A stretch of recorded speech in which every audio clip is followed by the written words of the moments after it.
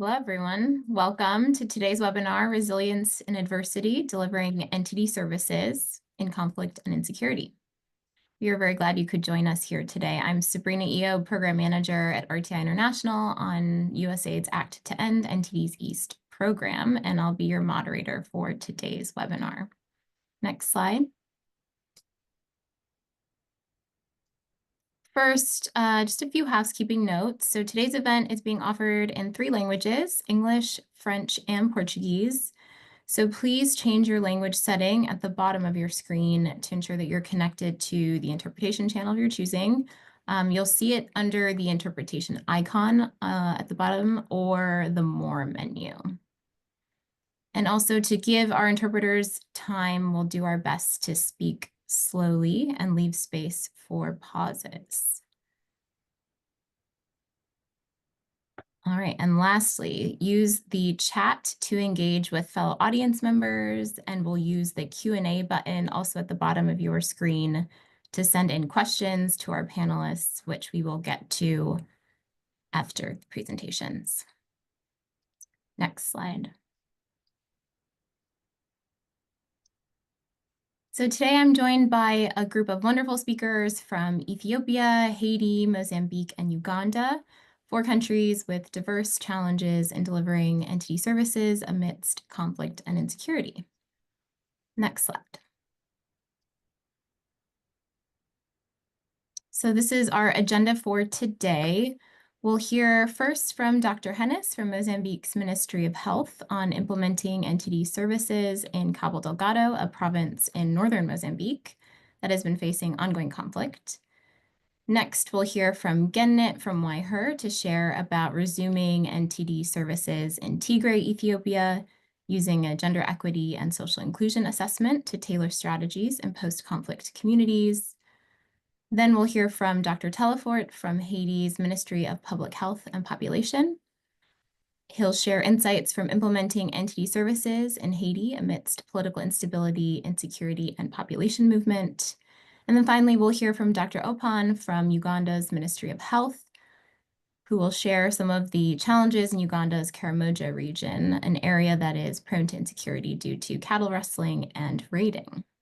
And then finally, we'll have time for Q&A. So again, please drop questions for our speakers in the Q&A feature as they come to, and we'll get to them at the end. All right, next slide, please. So as we hear from our speakers on the intersection of conflict and NTDs, it's important to recognize the significant strides the NTD community has made toward the NTD Roadmap 2030 goals. In 2023, we celebrated a milestone of 50 countries eliminating at least one NTD, and I'm sure many of you joined me in congratulating the newest addition just this week. Congratulations to Vietnam on eliminating trachoma as a public health problem. And while we've made progress, as highlighted in the WHO Global Progress on NTDs 2024 report, conflict and humanitarian crises are affecting program implementation and progress and heightening the risk of NTDs in affected populations. The combined effects of migration, conflict, and climate change can accelerate the spread of disease, underscoring the pressing need for innovative strategies and experience sharing to navigate these complex and insecure environments to ensure we maintain our hard-won progress. Next slide.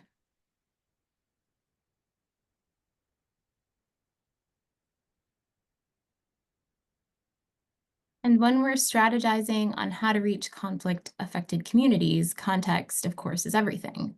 So understanding the dynamics of conflict, is it state-based conflict, non-state? Is there foreign involvement or, some combination of these things?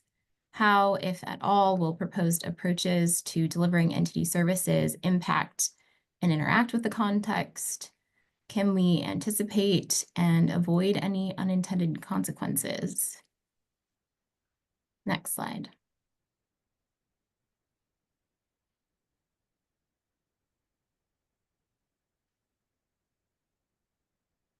And of course, these questions lead us to some key considerations. So first, it's crucial to understand the nature of the conflict. as it can vary widely in terms of intensity, duration, underlying causes, and this may require a tailored assessment to develop appropriate interventions. Second, ensuring safety and security for healthcare workers and communities is, of course, paramount. Collaborating with local authorities, implementing security protocols, and building trust with community leaders are vital steps. And finally, community engagement is essential. Building trust through collaboration with community leaders, conducting participatory needs assessments, and addressing local concerns will enhance the likelihood of safe and successful interventions. So now that we've gone through some scene setting, let's hear from our first speaker. Next slide, please.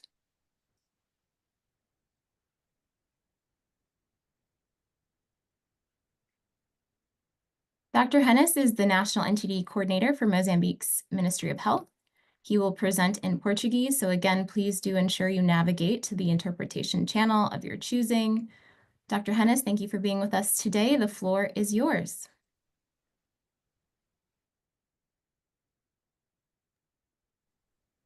Bom, obrigado. Não sei se conseguem me ouvir. Conseguem me ouvir? Sim, podemos, Hannes. Yes, we hear you well. Thank you. Dizia boa tarde a todos, boa tarde, bom dia, boa noite, em função do fuso horário que cada um tem. Para nós ainda é bom dia, é boa tarde, porque já estamos a cerca de 14 horas e 30 minutos. Bom, para não levar mais muito tempo, dizer que nós vamos partilhar aquilo que é a experiência do país em relação a intervenções em situações de insegurança em alguns distritos que são considerados endêmicos a doenças tropicais negligenciadas. Próximo slide, por favor.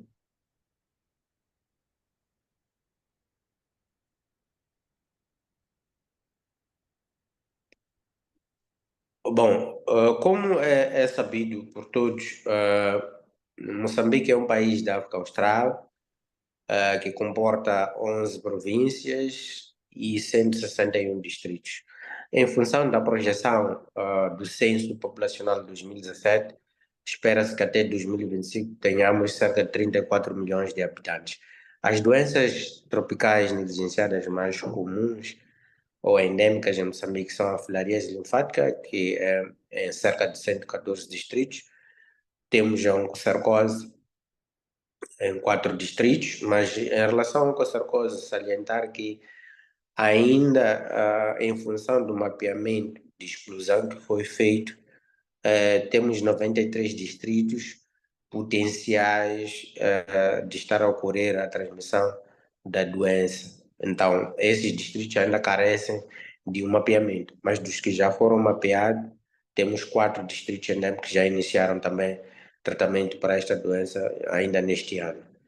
Em relação às xistosomias, todo o país é endêmico. Aliás, em relação às xistosomias, temos 154 distritos que são endêmicos, e para as helminthias transmitidas pelo solo, todos os distritos de Moçambique são endêmicos.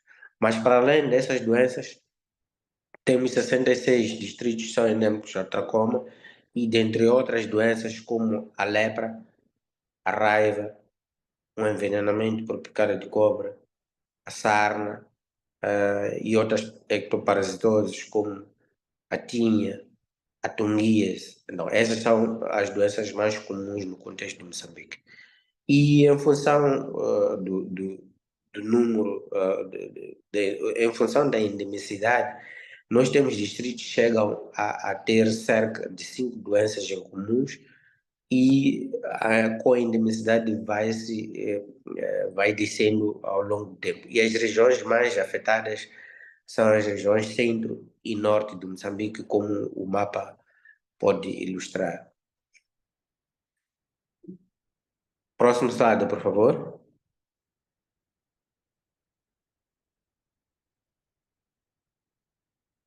Next, please.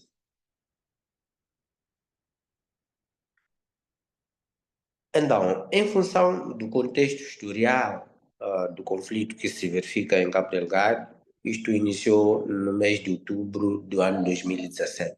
Numa primeira fase eram pequenas concentrações de indivíduos que eram considerados insurgentes, que aterrorizavam algumas aldeias dos distritos nortenhos de Cabo Delgado, como no cimo da praia, onde foi o epicentro, depois para Palma. Então foi descendo para todos os distritos da região costeira, que foi tomando proporções um pouco mais graves, porque para além de aterrorizar as pessoas, já começavam mesmo a criar atos de pânico, porque haviam mortes cruéis através de degolações mesmo. Para além disso, havia vandalismo, eram incendiadas as casas, as residências das populações, e isso forçou para que as pessoas refugiassem para regiões, para outros locais onde fossem considerados seguros.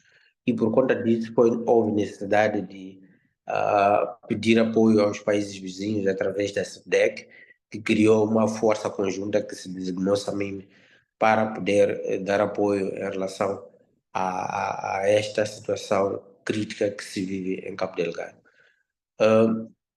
Os dados atuais mostram que até agosto deste ano,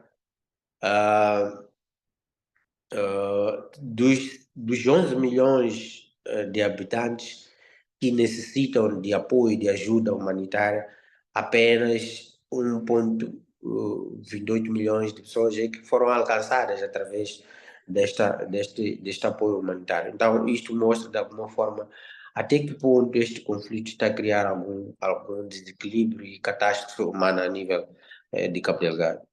Próximo slide, por favor. Em relação a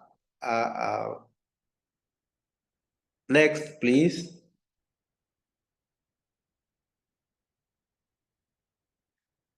Em relação ao impacto, como dizia, havia uma destruição massiva de residências das comunidades, para além de infraestruturas básicas, desde unidades sanitárias, salas de aulas, entre outras unidades básicas que serviam do dia a dia das comunidades. Então, isso foi sendo destruído ao longo do tempo. E, de alguma forma, como dizia antes, isso permitiu que houvesse um êxodo rural. As pessoas tinham que fugir daquelas regiões onde havia essa insegurança para locais considerados seguros.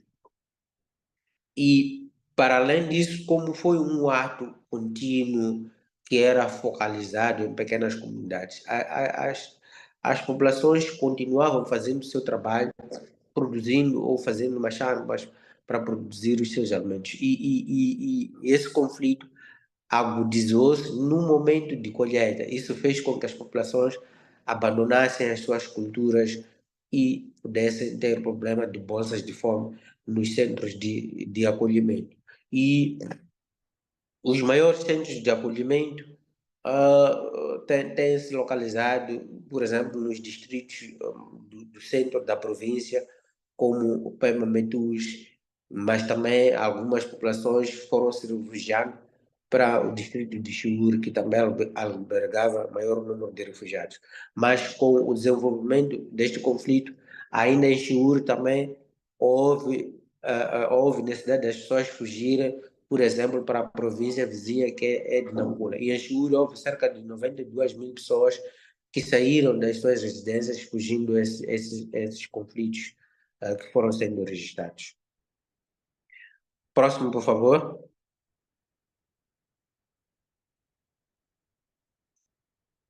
Próximo, por favor. Next, please. E como forma de o programa realizar as suas atividades, porque estamos conscientes que lá também vivem pessoas. E como podem saber, há alguns distritos em que a vida continua normalmente, embora com algum receio e medo. O programa, através do departamento, fez visita a nível da província de Cabo Delgado para fazer a auscultação dos possíveis cenários que pudessem permitir a continuidade das intervenções.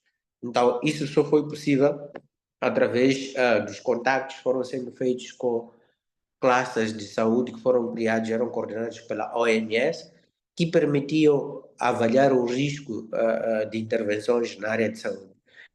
Através dessa auscultação que foi feita, não só através do cluster da saúde, mas também outras organizações humanitárias das Nações Unidas permitiram mostrar ou delinear o mapa que mostrasse o nível de risco em relação aos locais onde pudesse fazer alguma intervenção. Então, como podem ver nos dois mapas, o maior risco está mais para a região costeira, para os distritos da região costeira, onde havia maior vulnerabilidade, maior risco de ocorrência de ataques. Então, em função deste mapa, ou deste mapa foi desenhado com o apoio dessas ONGs, não só, mas também havia associações locais que prestavam cuidados humanitários. E isso permitiu que pudéssemos desenhar o nosso plano de intervenções, tendo em conta esses locais de risco. Next, please.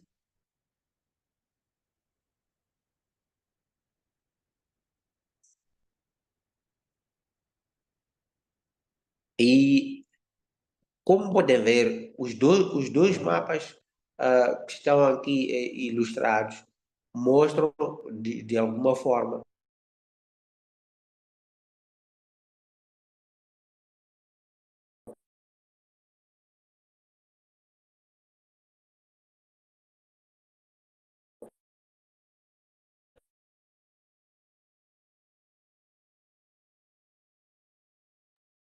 Dr. Hennis, can you hear us?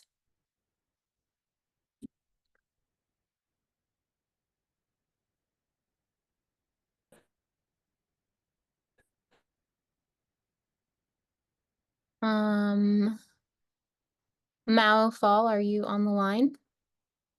Yes, I'm on the line. Então, I think Dr. Anis is having some issue with the internet, but I will try to pursue the. Yeah, that'd be great, Mao, if you could step in here. Okay, so I'm Dr. Mao Fall from RTI International, and I'm the COP based in Mozambique. I'm working very closely with Dr. Anis.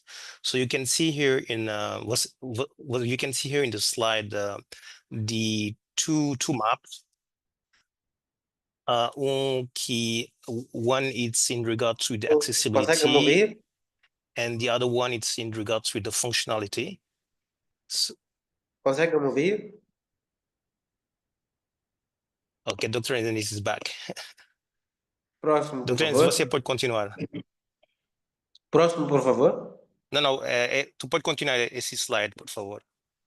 Bom, sim, eu explicava que estes mapas mostram o impacto ou o efeito da insurgência que foi ocorrendo em Cabo Delgado, em que algumas unidades de saúde ou alguns centros de saúde onde prestavam-se cuidados de saúde eram inacessíveis, ou em função do nível de acessibilidade, existiam aqueles que eram totalmente acessíveis, aqueles que eram pouco acessíveis e aqueles que não eram acessíveis, como a própria legenda aí ilustra, mas também tem a ver, o mapa à direita mostra também a funcionalidade. Algumas funcionavam a meio gás e outras não tinham como funcionar porque foram totalmente destruídas neste contexto de instabilidade político-militar que se vive em Cabo Delgado.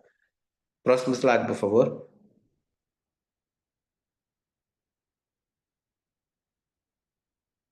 Next.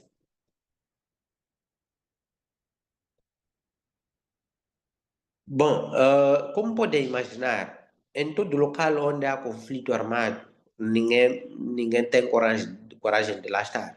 E por conta disso, todos os serviços básicos foram abandonados, com particular enfoque para os serviços de saúde. Esses distritos já não tinham a prestação de cuidados de saúde porque não havia segurança para que as pessoas pudessem continuar lá. E, consequentemente, as metas tinham sido traçadas para a prevenção, controle e eliminação, particularmente das doenças tropicais negligenciadas, foram todas interrompidas.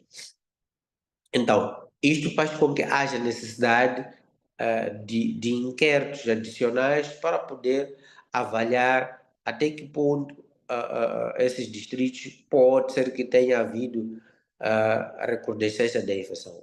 Recordar que os distritos, a maior parte dos distritos de Cabo Delgado já tinham realizado o número mínimo de rondas de tratamento que são recomendadas pela OMS. E, por conta desse conflito, esse todo esforço que foi sendo feito ao longo do ano ou ao longo dos anos foi deitado água abaixo, porque já não tinha como aceder a aqueles locais.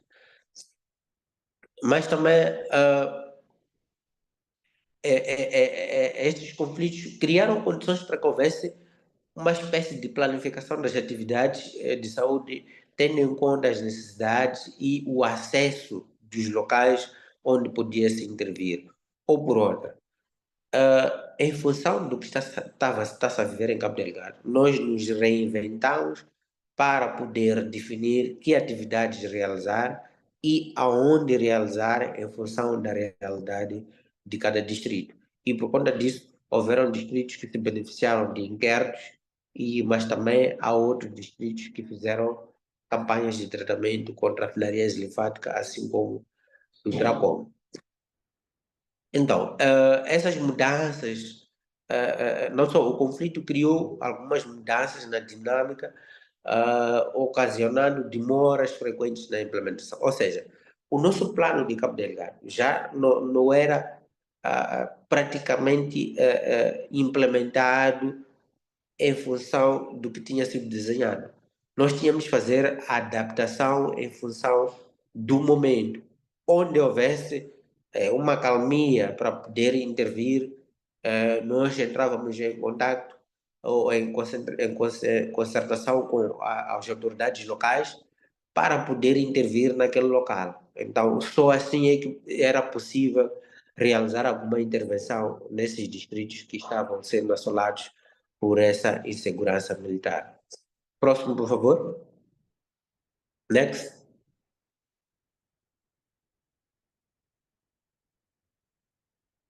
Please, next. Ok, então, qual é o esforço que foi sendo feito pelo programa para garantir e assegurar a oferta dos serviços diante do conflito? Então, é preciso que se redobre a colaboração com outros programas de saúde, porque o conflito não afetou apenas a implementação das intervenções de doenças tropicais negligenciadas, mas também de outros programas.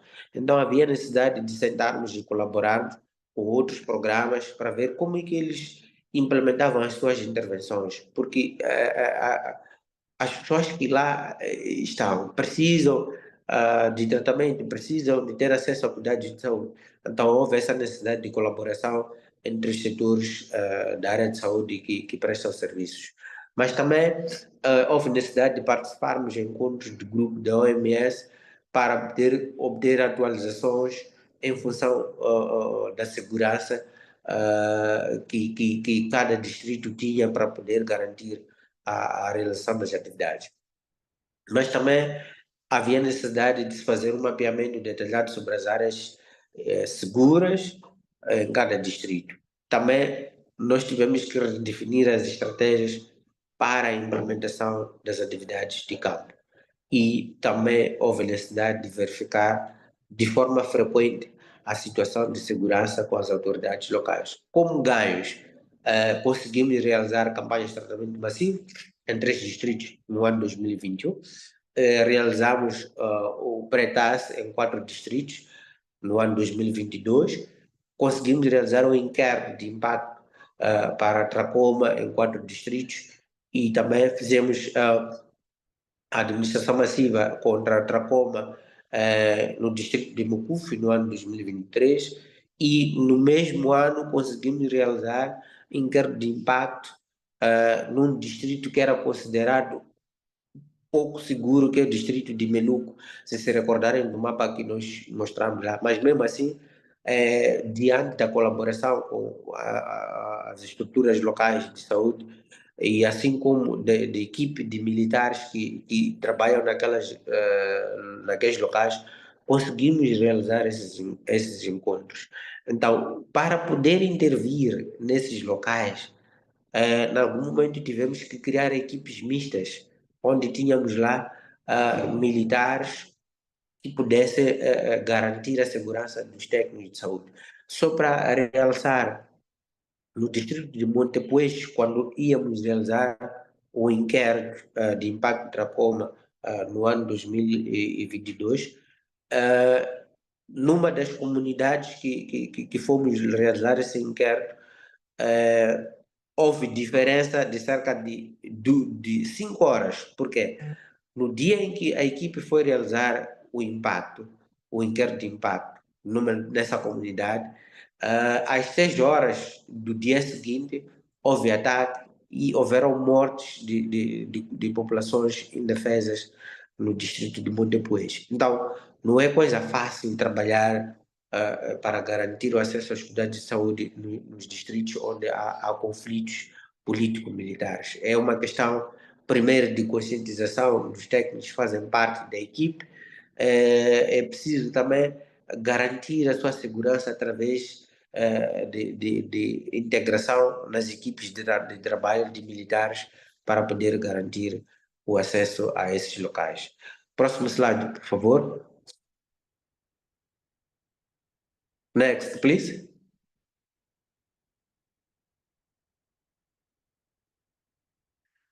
E o que é que nós aprendemos dessas intervenções? É importante, é imperioso que quando se fazemos as comunidades nessas condições é preciso ter um guia comunitário, um indivíduo que conhece melhor aquela comunidade para podermos realizar as nossas atividades. É preciso ser muito discreto, é preciso evitar fazer questões relacionadas com segurança, nem que seja no local de hospedagem, é preciso evitar, mas também é preciso deixar claro que nós não pertencemos a quaisquer organizações políticas, porque somos da área de saúde e prestamos apenas cuidados de saúde. É muito aconselhável sair do campo ou ir para o campo muito cedo e sair também muito cedo para evitar situações não muito abonadoras. Também é preciso que tenha muito cuidado em relação ao tipo de veste. Daí que é importante criar um uniforme que possa ser distinguido para a equipe que vai realizar uma determinada atividade. Ou seja, é preciso que tenham um veste ou uniforme que identifica todos os membros que fazem parte da equipe de trabalho para não ser confundidos com os insurgentes. E também é preciso que haja uma colaboração efetiva e contínua com as autoridades administrativas locais sobre o percurso que as equipes vão levar até ao local onde vão realizar as suas atividades. Next, please.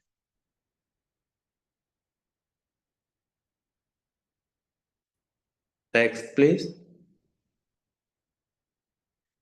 E, bom, chegando aqui, queremos agradecer às autoridades de saúde de Cabo Delgado, não só as autoridades governativas de Cabo Delgado, pelo fato de terem permitido que houvesse essa interação para garantir que nós pudéssemos ter acesso aos locais, pudéssemos intervir, mas também ao cluster da OMS, da saúde, que permitiu dar essas informações, partilhar aspectos relacionados com segurança, não só, mas também as outras ONGs que trabalham em Cabo Delgado, como a MSF, as Nações Unidas para os Refugiados, a FHI, e não só, também para o projeto USAID Act East, que é implementado pela RTI, que garantiu que houvesse financiamento para que essas atividades fossem levadas a cabo a nível da província de Cabo Delgado, porque lá também existem moçambicanos que precisam do nosso apoio, que precisam de ter acesso aos cuidados de saúde, independentemente da sua condição político-militar que estejam a viver neste momento. Muito obrigado pela atenção dispensada.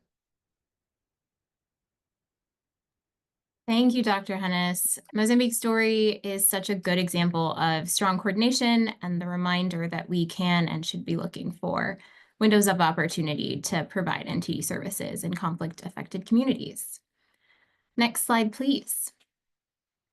And now let's hear from our next speaker, Gennet from Waiher. Gennet, thank you for joining us today. The floor is yours. Thank you, Sabrina.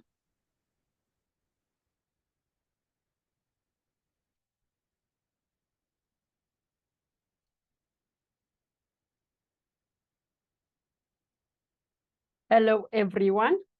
This is Gennet from Waiher, working on the USAID Act to End NTD East project.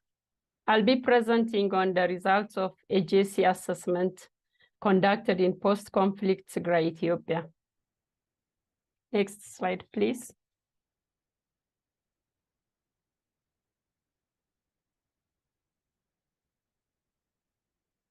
Next, please.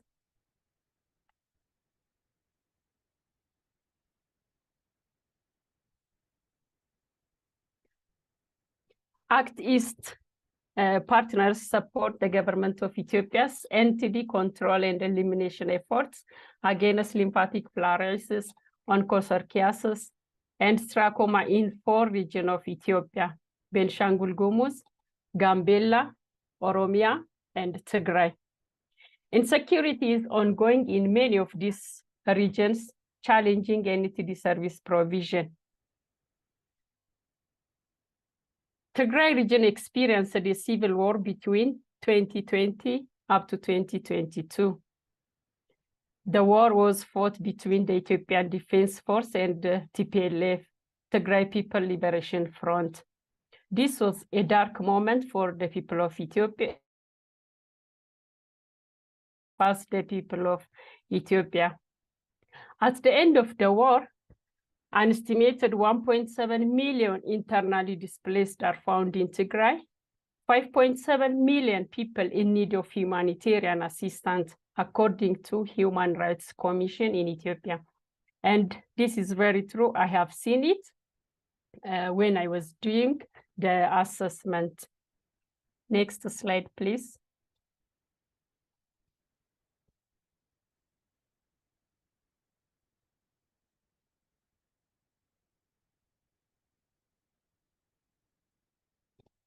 Ethiopia is home to 55% of the 114 million people at risk for active trachoma globally. This is a big number. 5.56 million people are at risk of LF nationwide. 223 OV districts ever required MDA.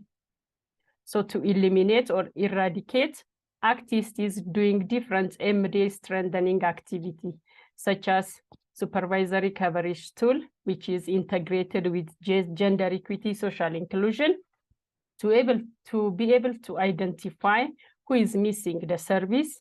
There is pre-MDA census, micro-planning, collaboration to provide MDA services in refugee camps. Act East supports health financing integration, NTDs in planning and budgeting. Next slide, please.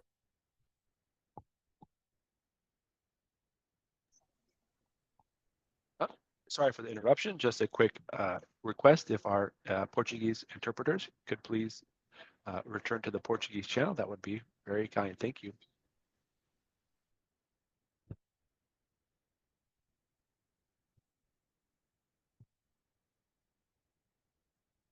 When we see impact in conflict, insecurity impacts the implementation of surveys and MDA through population migration, displacement, distress, travel restriction, and safety for project staff and health workers. This becomes a daily routine in some parts of Ethiopia.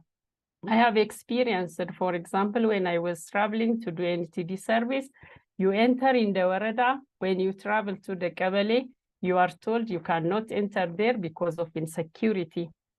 Surveys and MD for trachoma and other NTD were discontinued during the period of conflict in Tigray. Last year, Act East conducted a gender and a social inclusion assessment to understand the impact of conflict in the needs and priorities of the community, because you cannot resume an activity without understanding what is on the ground. Next, please.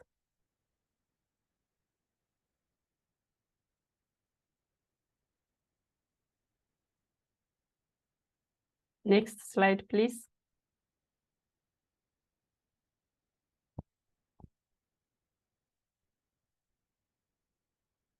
When we see the objectives of the assessment aimed to inform activists' resumption of service in Tigray, to understanding how the war and post-conflict settings affects the health needs of vulnerable population in Tigray, Ethiopia, women, children, elderly, people with disability, internally displaced, and generate actionable recommendations to mitigate barriers to further trachoma elimination intervention.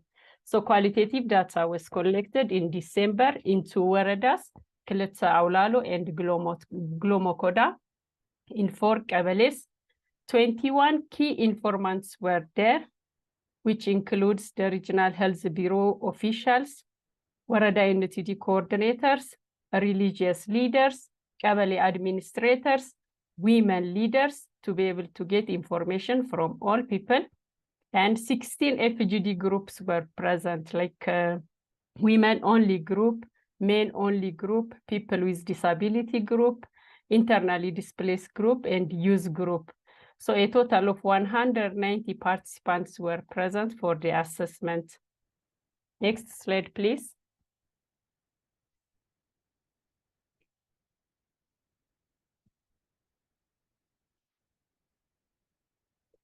When we come to the findings, we categorize the findings in different thematic areas.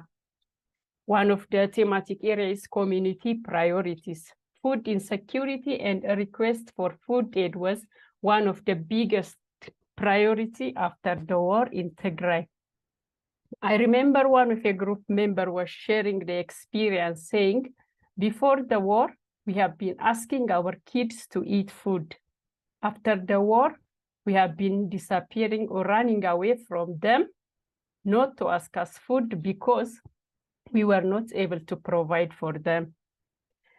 Then there are internally displaced persons, survivors of gender-based violence, people living with disability. We have seen them being vulnerable to missing health services. I remember a group member for the women FGD group, a gender-based violence survivor. She was willing and ready to partake in the FGD group, but with one condition. She told her health extension worker, you call me when it is about to start because I don't want to interact with people arriving there before. So a stigma left her to stay alone in her house. We have also acknowledged that there are some changes in gender norm. More women became head of households. Women have additional caregiving responsibility for injured family members. One of a survival soldier was sharing his experience. Before the war, I used to be the breadwinner of the family. After the war, I've been a burden for the family because I am not able to do anything for the family, leave alone for them, but even for myself, I was not able to do. It is my wife who is supporting me, doing things in every aspect. Next slide, please.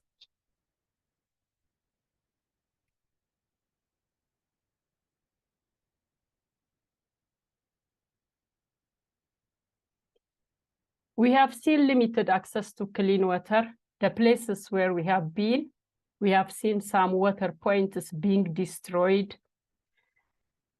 Then there is also health workers shortage, lack of remuneration and transportation, psychosocial burden on health workers. Health extension workers were sharing with us, like, during those 2 years, they have never been paid for the works which they have performed. They were doing free of charge for the community. So when we come to knowledge on MDA and trachoma, participants were aware of MDA from previous campaign. So they were telling us, trachoma is a disease caused by poor sanitation. If our environment is not clean, if we do not wash our face with soap, if we do not use the toilet, we can get trachoma. So this is people's understanding. Next slide, please.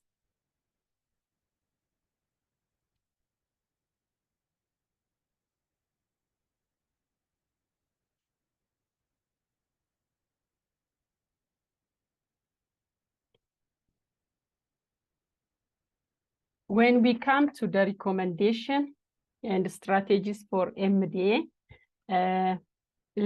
some of the recommendation, ACTIST has done the dissemination of the finding, and some of the recommendation have been implemented in February MDA. So like we leverage key actors like religious leaders, community elders, youth associations, Kabali administrators, women associations. We have included them during social mobilization using the different platform which is available to the community, like youth-focused social mobilization dissemination via radio, television, and religious leaders at church service, community meetings. Also, elders were passing messages to the community. We also, during MDA training, there were people who have been included, like to be part of the TOT training, like Kabali administrator, health extension worker, health development army, religious leaders, so that through capacitating them, they were able to pass messages to the different group. So during the February MDA, door-to-door distribution had been conducted to be able to reach those vulnerable group, IDPs, people with disabilities, survivors of gender-based violence. We also did that disability identification in parts of MDA registration, because in Tigray, there is a bit of confusion about the disability, because after those people who have been disabled, they are not considered as a disabled person. They are considered martyrs or wounded combatants. So like during MDA, the registration has been there. Also, we use the adapted supervisory coverage tool to improve MDA coverage. So those are the recommendations which was found and which was implemented during the February MDA. Next slide, please.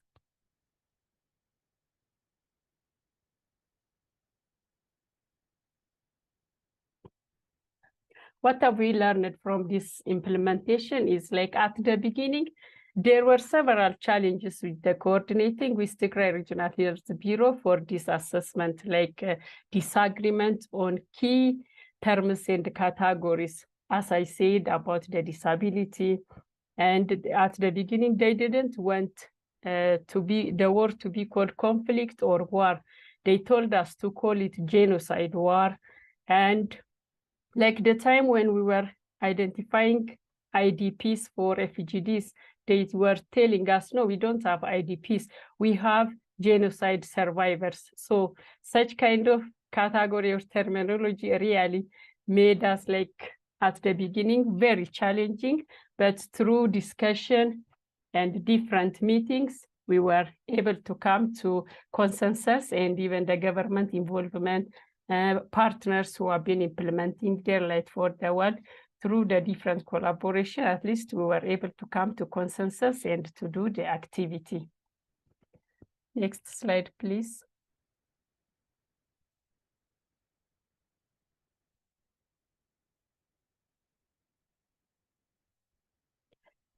So what is our next step? Like in this physical year, ACTIS will support the Tigray Regional Health Bureau to implement trachoma MDA in 28 waradas and LF-MDA in 3 waradas.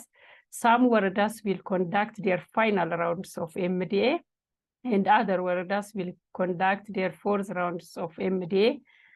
Trachoma impact survey will be conducted in 20 waradas, and social mobilization and JC behavior change activity will be implemented. This will help to identify people who are missing the service. Next slide, please.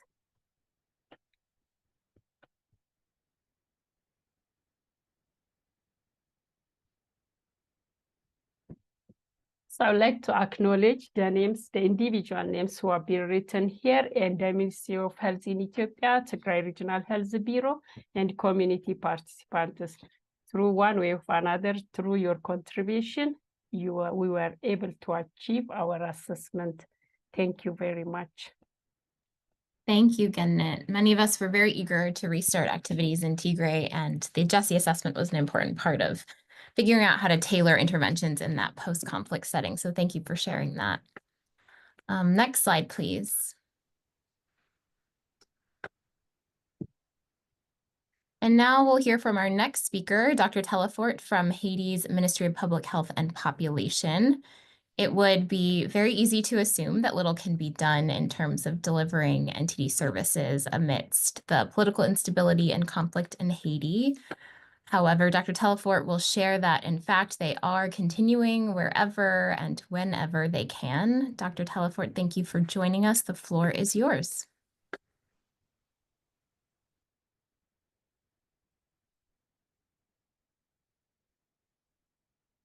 Merci beaucoup, bonjour, et je vous traduis les salutations de l'équipe de programme d'Haïti, et notre présentation va s'articuler autour de l'implémentation de la programmation dans un environnement impacté par l'insécurité et les conflits armés. Prochain slide, s'il vous plaît.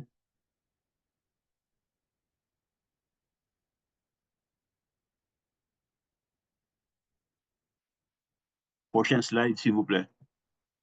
Et là, on fera une petite introduction. On regardera la progression pendant les 2 décennies de l'implémentation. On regardera la situation en 2024 et on s'arrêtera un petit moment sur ce que c'est que le contexte socio-sécuritaire, l'impact de ce contexte sur les efforts de lutte contre les NTD et les adaptations qui ont été nécessaires et comment on a pu continuer et certains services et dans les régions qui étaient accessibles, et maintenant les prochaines étapes et quelques perspectives. Prochain slide, s'il vous plaît.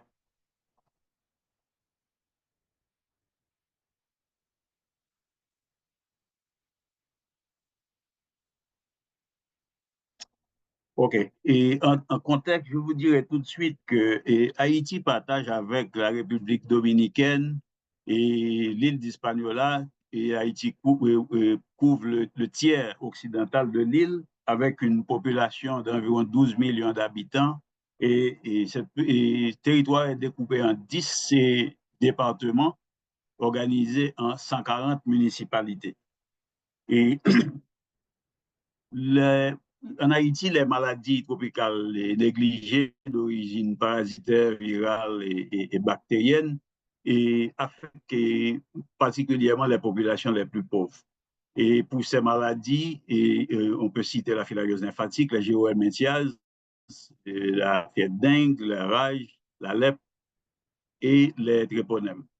Cependant, le ministère a beaucoup plus focalisé l'attention sur la filariose lymphatique et les parasitoses intestinales pour lesquels, depuis 2000, un programme alors la réponse à ces problèmes de santé est organisée en programme et en fonction d'une endémicité généralisée et à travers toutes les communes du pays. Maintenant, pendant 2 décades, de 2000 à 2024, des 140 communes que constitue le pays, et les 140 communes étaient donc endémiques. Mais maintenant, en 2024, sur ces 140 communes, seulement 19 communes nécessitent encore une distribution de masse de filariose. Maintenant, par rapport au GOL Métias, les distributions de masse ont été conduites de 2000 jusqu'à la fin des années, en fait, de 2018-2019, avec une baisse considérable de la prévalence des GOL Métias, de sorte que les distributions de masse ont été arrêtées depuis plusieurs années. Prochain slide, s'il vous plaît.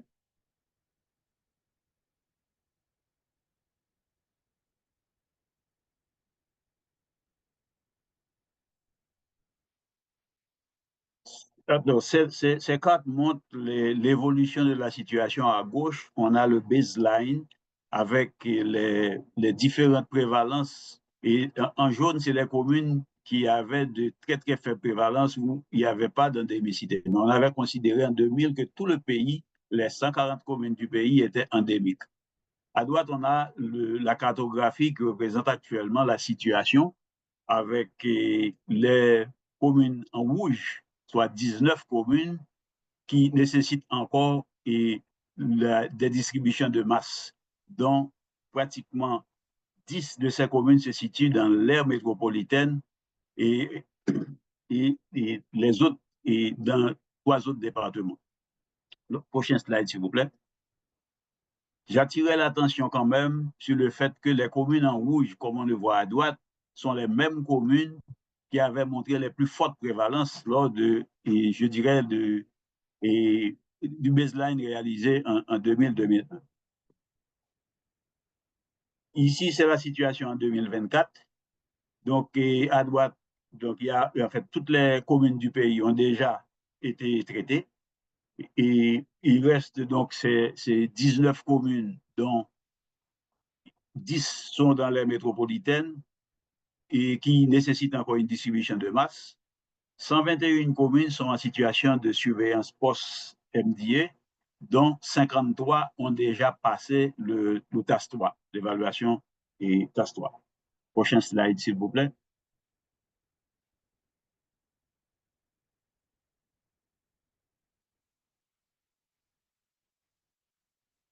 Alors, cette progression qui semblait être vraiment très intéressante a été impactée avec le changement de la situation environnementale. Effectivement, et le contexte, l'environnement d'implémentation du programme a changé à partir de 2019. Déjà, avec la pandémie de COVID, et on pourrait également citer la résurgence de l'épidémie de choléra, donc d'autres priorités pour le financement et pour les interventions sont apparues. Et à partir de février 2020, avec l'adoption du confinement, plusieurs activités ont dû être discontinuées au niveau des aires d'implémentation, des unités d'implémentation de la FIDAIO. Mais maintenant, à partir de 2021, avec l'aggravation de la situation sécuritaire, là nous parlons du déploiement des gangs armés. Les gangs armés, c'est des gangs installés au début dans les bidonvilles, notamment au niveau de l'aire métropolitaine et au niveau du département de l'Ouest, et qui se livrent donc soit à des luttes entre gangs d'un quartier à un autre, et à des activités de kidnapping, de vol et de pillage, tant d'édifices, de bâtiments, d'institutions publiques autant que privées, de rançonnement et je dirais destruction même de certaines structures, y compris les structures de soins, avec pratiquement des attaques, j'allais dire, sur les populations de ces quartiers. Donc, avec l'installation avec le déploiement de ces gangs armés, et la situation s'est un petit peu plus compliquée vers juillet 2021 avec l'assassinat du président de la République. Et alors, ces gangs ont commencé à ont étendu progressivement l'occupation des territoires, de sorte que certaines communes encore endémiques, on a dit 10 sur 19 sont dans cette zone-là où le département de l'Ouest sont devenus inaccessibles. Et Maintenant, de la zone métropolitaine vers les autres départements, ça a été compliqué par l'occupation des routes nationales, de toutes les routes nationales par les gangs armés. Maintenant, par rapport à ça, il s'est développé donc une difficulté dans le transport des personnes et des biens et rendant maintenant difficile la réalisation d'activités dans les aires d'intervention. Et puis en dernier lieu, et cette situation a provoqué d'intenses mouvements migratoires pour les populations qui ont dû fuir les zones d'habitation pour aller chercher refuge ailleurs. Donc, un mouvement migratoire interne important. Prochain slide, s'il vous plaît.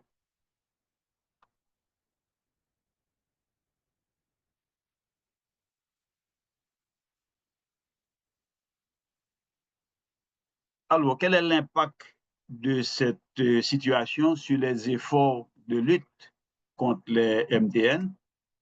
Déjà, on peut noter une réduction du volume d'activité déjà par manque de ressources parce que, et avec les autres priorités qui se sont développées, de sorte que on a eu une diminution progressive des activités avec par endroits et même un arrêt, notamment dans l'aire métropolitaine. On peut noter également une récurrence de report des activités. On a dû reporter les activités programmées à chaque fois, tant au niveau de l'aire métropolitaine qu'au niveau d'autres départements comme le département de l'Artibonite. Il faut dire que pour l'aire métropolitaine, les gangs armés ont occupé pratiquement environ 80% de la région de l'aire métropolitaine et qui imposent donc tous ces changements dans l'environnement au niveau de cette zone. On peut également notifier un retard dans l'acheminement des intrants et des médicaments. Déjà, avec cette évolution de la situation sécuritaire, on a pendant une période eu un blocage des ports et aéroports qui ont retardé la réception de l'approvisionnement du pays. Et secondairement, une complication dans la distribution vers les endroits où l'implémentation était encore possible, vu que les gangs armés occupaient les différents axes routiers, les routes nationales donnant accès à ces endroits. Et on peut également noter, avec le brassage de population et les mouvements de population vers des zones, donc une importation de nouveaux cas et même de nouveaux foyers de filariose lymphatique dans des endroits qui ont été considérés comme clear où la transmission a été interrompue. Et en dernier lieu, on peut citer également la limitation de l'accès, parce que jusqu'ici, pour la prise en charge de la morbidité, la prévention de l'incapacité, il n'y avait que le site de la clinique à Uganda qui se situe encore dans le département de l'Ouest, donc dans l'aire métropolitaine. Donc, c'est là que les patients atteints de cette morbidité chronique vont chercher les services. Donc, avec cette situation, donc on peut noter une limitation de l'accès des patients, notamment des patients du Grand Nord, à travers cette zone pour aller jusque vers les organes chercher des soins. Prochain slide, s'il vous plaît.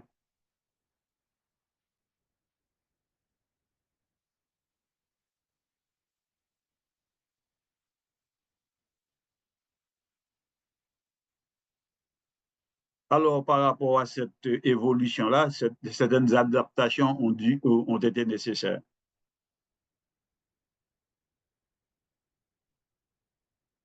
Donc, et par rapport au COVID-19, on a dû donc mettre en place des protocoles de mitigation de risques et de déploiement sur le terrain. Et on a dû sensibiliser tous les acteurs au respect des règles de sécurité pour pouvoir assurer la continuité des activités. Et secondairement, par rapport à l'évolution de la situation sécuritaire,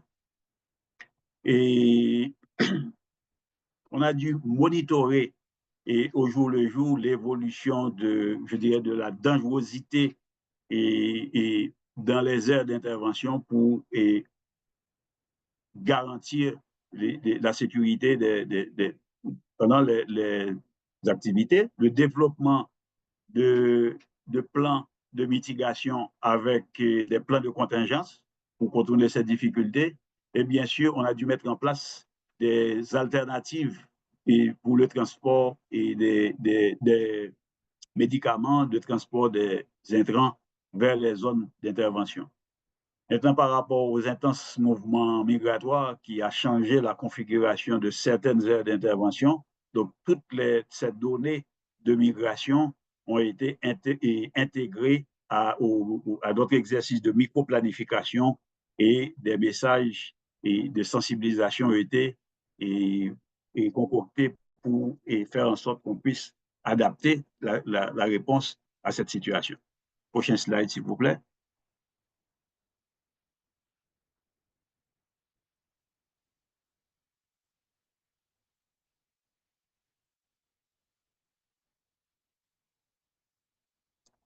Maintenant, et malgré ces difficultés, malgré ces défis, et le programme a pu quand même continuer les activités en se focalisant particulièrement sur la révision de toutes les stratégies pour les adapter au nouveau contexte, et surtout focaliser l'attention sur les aires où les interventions, les aires avec moindre troubles, où les interventions étaient encore possibles.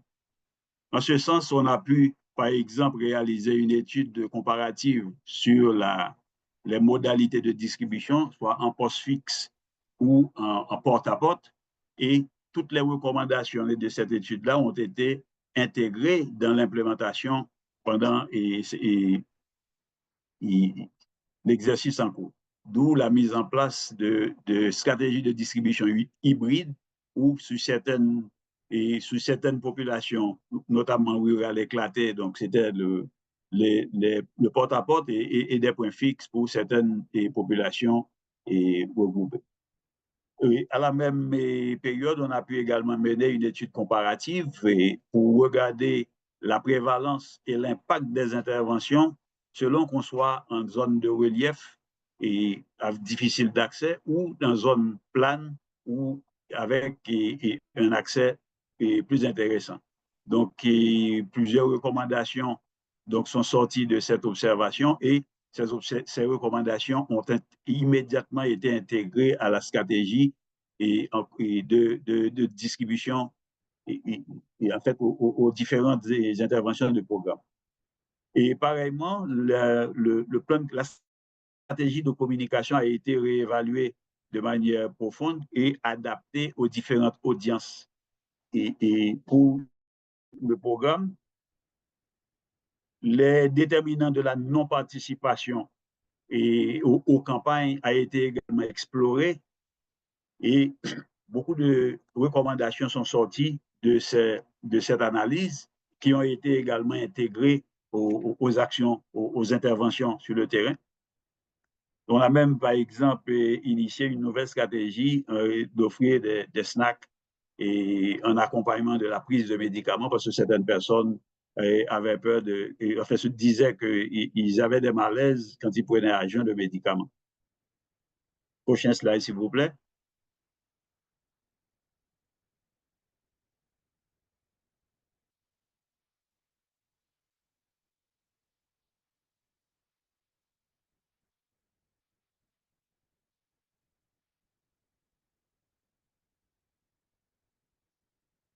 Autre intervention, par exemple, un task force a pu être mis en place qui travaille à la constitution déjà du dossier de préélimination en organisant toutes les données de la lutte menée de 2000 jusqu'à date. Et parallèlement, et comme ça a été décidé avec la révision du plan stratégique en 2019, le programme a pu commencer l'implémentation de la trithérapie qui a été introduite au moins d'une commune, la commune de Limonade dans le département du Nord. Et par rapport aux personnes qui voulaient prendre le médicament et les absorber chez eux au soir, donc la faisabilité du traitement virtuellement observé a été établie. Et cette stratégie a permis donc de visualiser la prise des médicaments par les personnes qui ont pratiquement accepté d'aller prendre des médicaments chez eux dans le cadre de la campagne, parmi les personnes, bien sûr, en fait, qui refusaient, qui participaient pas aux campagnes ultérieures. Et des études des études de couverture ont pu être réalisées dans quelques départements et d'autres évaluations comme des TAS, en particulier TAS 3, ont été réalisées également dans plusieurs départements du pays. Le système de pharmacovigilance nationale a été mis à profit en support à la prise en charge des effets secondaires qui représentent l'une des causes de non-participation donc aux campagnes. Et bien sûr, une nouvelle clinique a été installée dans l'hôpital départemental de l'Artibonite pour améliorer l'accès aux soins pour les malades avec filariose venant du Grand Nord. Prochain slide, s'il vous plaît.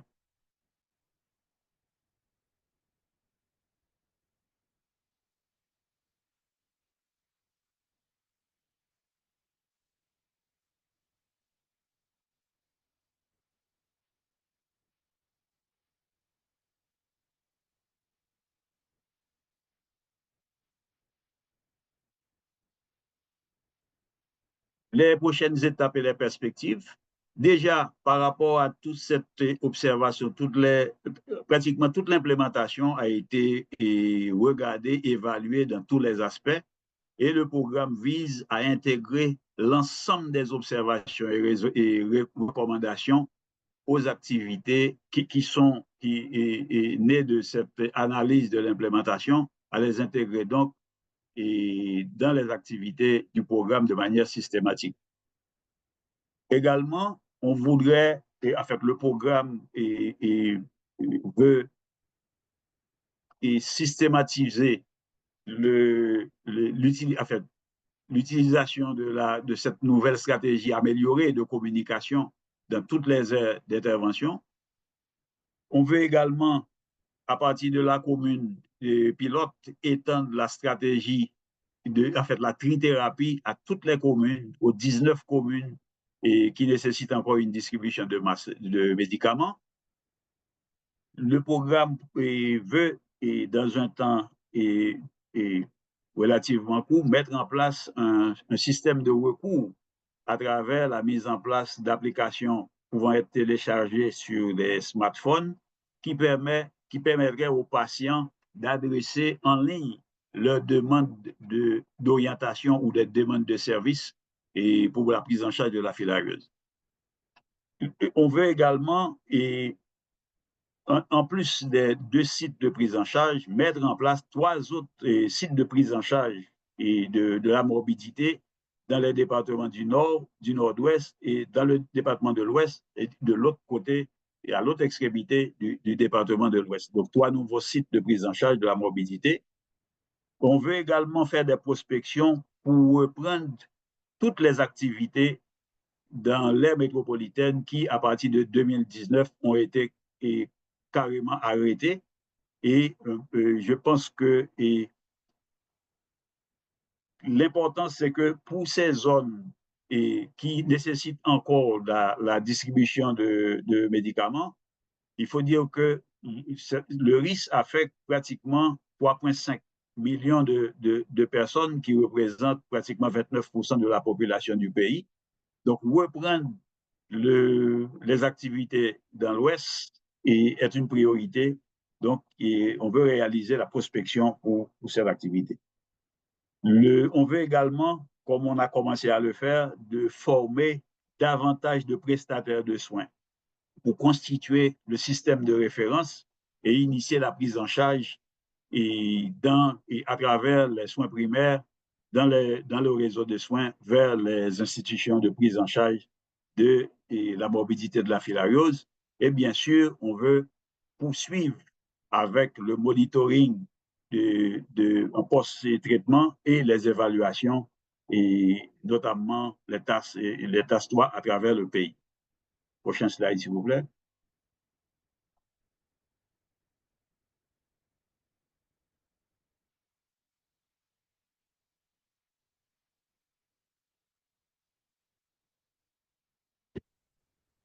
Alors, on veut profiter de l'occasion pour renouveler notre gratitude à chacun des partenaires, sans les citer, qui nous ont accompagnés et qui permettent encore à ce programme d'être vivant et de continuer à avancer malgré cet environnement, ce nouvel environnement difficile. Et c'est tout ce que j'avais à vous dire ce matin. Merci de votre attention.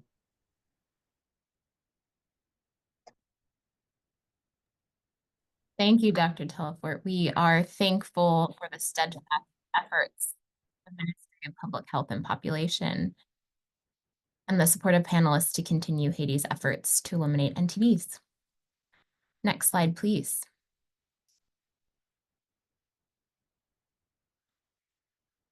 Finally, let's hear from Dr. Opan from Uganda's Ministry of Health. Dr. Opan will share some of the daily insecurity challenges in the Karamoja region. And welcome, Dr. Opan. Thank you for sharing with us today. The floor is yours. Yes, thank you so much. My name is Dr. Raphael from the Uganda Ministry of Health. Next slide, please.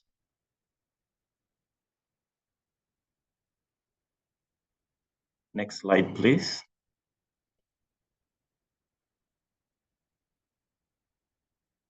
Uganda has 19 NTDs covering most of the country. We launched an elimination strategy in 2007, and years of implementation has seen Uganda certified Guinea worm-free in 2009, and also eliminated the Gambiese form of sleeping sickness as a public health problem. Next slide, please.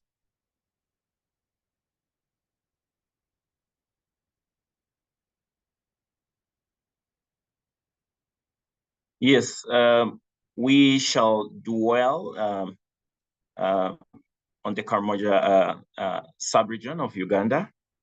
To my left is the map of Africa showing Uganda to the north, and to the east we have Kenya. The map in the mid of the slide shows the baseline prevalence of active trachoma in 2007, and also has an overring over the Karamoja sub-region, and we can see how many years of implementation has seen that sub-region go from red to mostly green as of 2024. Next slide.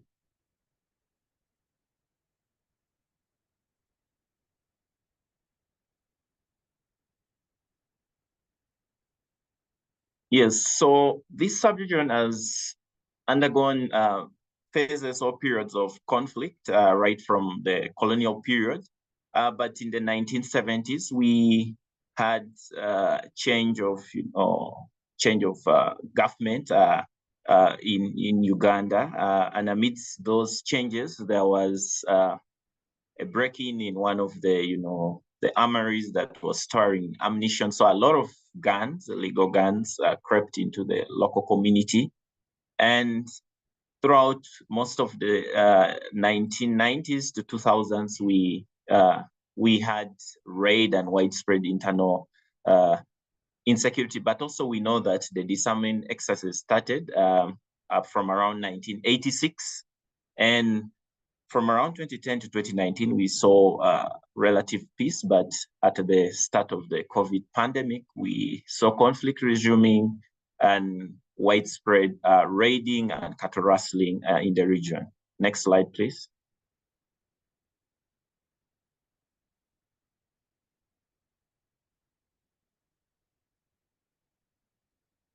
So the Karamoja sub-region is comprised of 9 districts. This region is least socially and economically developed. So the cattle rustling is between, or among the tribes, but also among the small ethnic groups. And this was fueled, or is being fueled by proliferation of small arms among the cattle herders. This region has a pastoralist community that is migratory. Some of them cross the international border to either Kenya or South Sudan, but some move within the sub-region. But also poverty and harsh environmental conditions further exacerbate conflict in these areas, as there is a struggle, for fresh water and pasture. And so this leads, one herding, our crowd group to cross into a rival territory. And as you've seen in the map, we believe that this is the last frontier for trachoma elimination for Uganda. Next slide, please.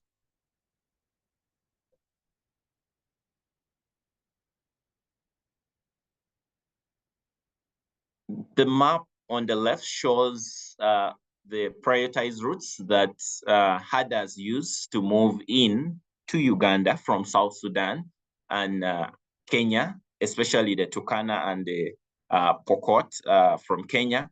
So if you look at the map, we have a lot of crisscrossing of these routes. And if we're talking about crossing into, rival territories or, instances that can drive conflict, the complexity in that map shows you the complexity of the movements. These movements are usually seasonal. Usually, as it becomes drier far north, the herders move into Uganda. Again, the net movement is into Uganda. The Ugandan herders or pastoralists do not move out of Uganda into these neighboring countries. Unfortunately, sometimes they, carry small arms with them, because in this sub-region of Uganda, livestock is livelihood. I mean, it means everything to them. So usually the small arms are carried to, protect them from raids, but also we know that sometimes they also do raid. And these borders are porous, and usually there's no border post. You just walk into and out of, across the international border. Next slide, please.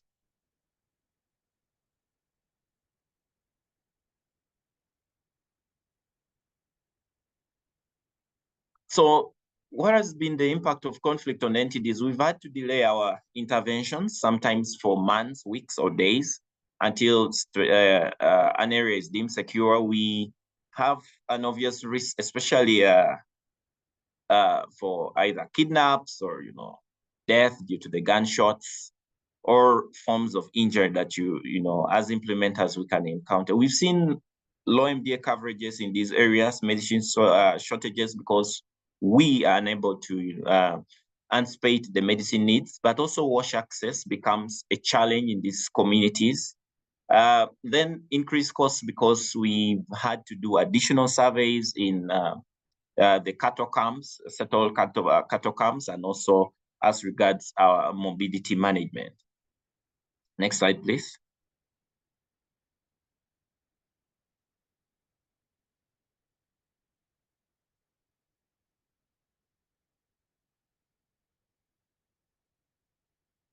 So as a program, we've had to work with these challenges. So as early as 2016, we realized the need for cross-border efforts, especially because our problems were stretching beyond Uganda. So the effort started, and to the right, you can see pictures of one of the launches. But we've also gone ahead to invite the Kenya teams to come into Uganda to support us to, carry out treatments, because one of the scenarios is where we went and we were calling out, in the bushes to these herders, and it had to take our colleagues from Kenya to, to speak in the tone and telling them that we are from the county government. You need to come and take off these medications. And, it was quite shocking to see all of them emerge from the bushes to take our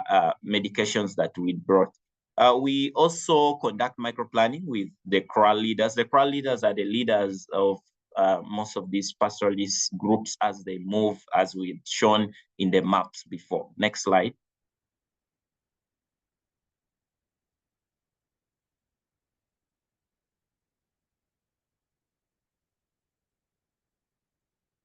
We've also had to conduct more meetings and dialogues in these communities where they had to settle. This is to gain their support and their in the MDA implementation. We realized that there was a network of cultural chiefs that stretched beyond the Ugandan borders, those Karamoja sub-region into Kenya. And actually, an interesting scenario was where a chief in Uganda actually had some of his subjects in Kenya, and he could communicate to them. And this, when we sat down to discuss with them about the upcoming MDAs, were able to sensitize them and rally them to mobilize for us communities. The NTD t-shirts, as you can see in the photos, we've maintained them for over 10, 15 years. They have been very life-saving for us for very easy identification. A mile or two away, when these herders, even when they're armed and they see our implementers, they straight away know that these are not part of the teams engaged in conflict or raiding, but they have come to deliver health services. We also have been able to have community medicine distributors from these communities, so that the trust is built between the herders and the teams doing implementation. Next slide, please.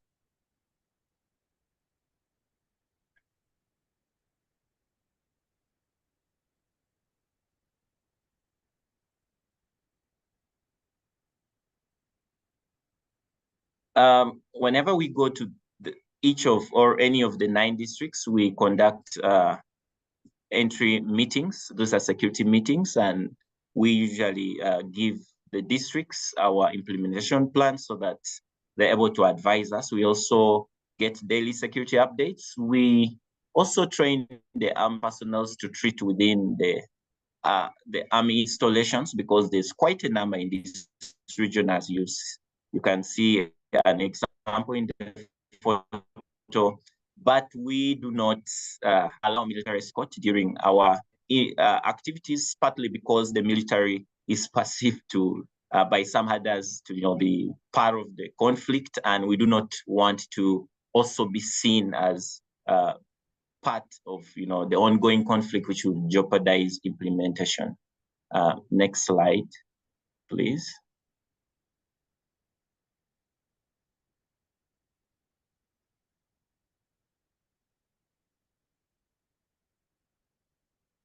We've also been able to leverage on the One Health collaboration between Uganda and Kenya. And this for us, and we've seen in these communities, presents a more holistic approach, because if you can care about their animals, then they can surely be able to take your MDA, because it means that you actually have them at heart. Because for these communities, the livestock that they take care of means livelihood to them, because sometimes, as a young adult in their community, they need over 150 heads of cattle to take the hand of, a lady in marriage. So cattle is everything. It's the silent currency in this community. So we've been able to leverage on this too. Next slide, please.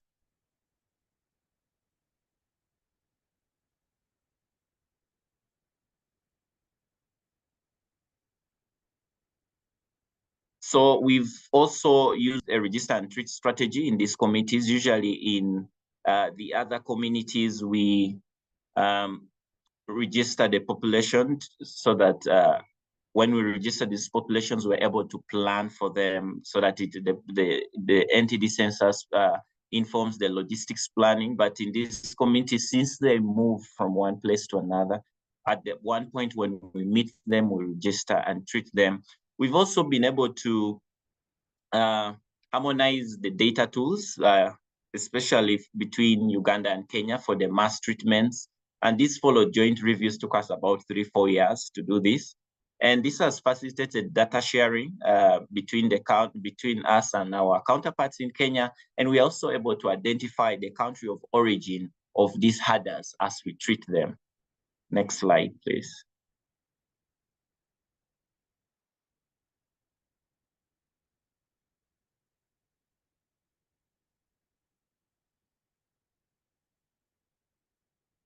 Lastly, the government of Uganda has also made some efforts to reduce the drivers of conflict in this Karamoja sub-region. We have a whole government ministry that's devoted to affairs of in Karamoja.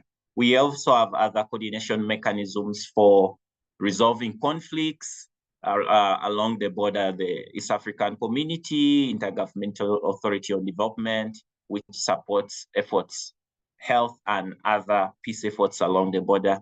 We've also been able to have water points constructed by both governments, both Kenya and Uganda. We've also had disarmament exercises continue in this region to have the illegal guns out of the hands of civilians. We've also had alternative livelihood options like goat farming and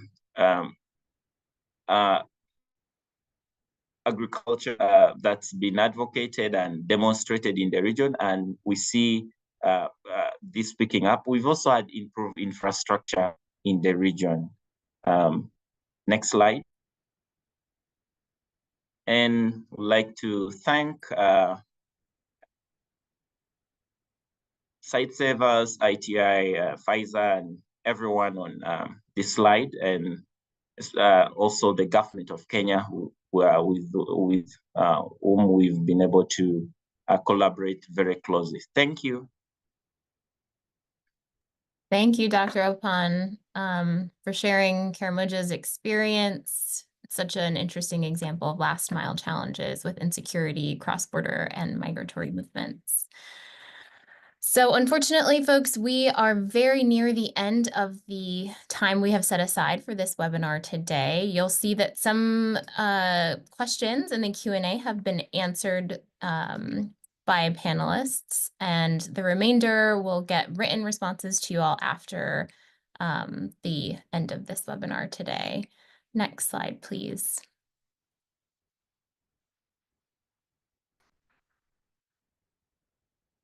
So before we close out, I just want to thank all of our speakers again for sharing their time with us and their experience on NTD implementation amidst conflict and insecurity. Recordings of this webinar will be available in all 3 languages, French, English, and Portuguese. And the QR code on your screen will bring you to a survey on today's event. We very much value your feedback, so please do take some time to complete the survey. I'm Sabrina Eob, and on behalf of RTI and USAID's Act to End NTDs East program, I'd like to thank you very much for joining us here today. Take care.